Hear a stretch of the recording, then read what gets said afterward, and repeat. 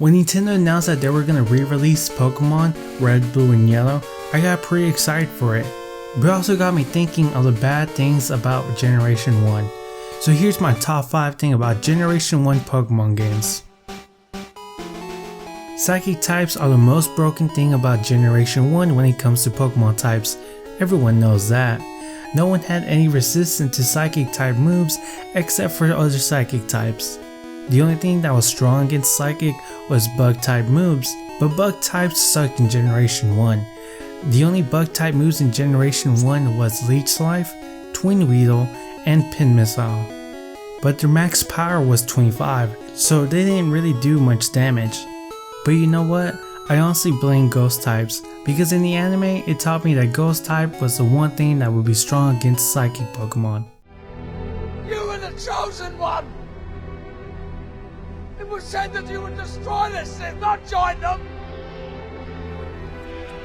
Bring balance to the Force, not leave it in darkness! What made it worse for Ghost types is that all of them were part poison, so Psychic Pokemon would destroy them easily. Haunter? Hey! Haunter! Where'd you go? Haunter, please report to the floor! Pokemon sprites have come a long way since Generation 1. We even have Pokemon in 3D now. The first Pokemon sprites did not look as good as they do now. The first set of Generation 1 Pokemon from Japan's first release of Pokemon Red and Green version looked just awful. Here are some of the worst Pokemon designs in my opinion. Jigglytuff, Dragonite, Gengar, Venusaur, Hypno, and we can't forget about Mew. Now I'm not saying they're all bad. I really like some of them like Sobro and Golbat design, and I prefer these than their updated Gen 1 design.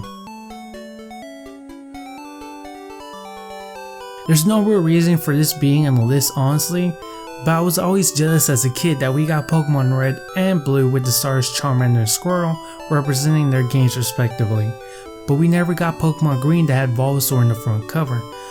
And I love Bulbasaur, he's number 1 and my favorite. What made it worse is that I knew as a kid that there was a Pokemon Green version, but it just never came to the US. This wasn't really a problem for me back in the day, because how is a kid supposed to know if you use Leech Seed and Toxic, it can knock out your opponent's Pokemon with ease without the internet. But now with the release of the first gen Pokemon games coming to the 3DS, and everyone and their mama's gonna use the internet to look up all of the broken moves and use them to their advantage in battle now.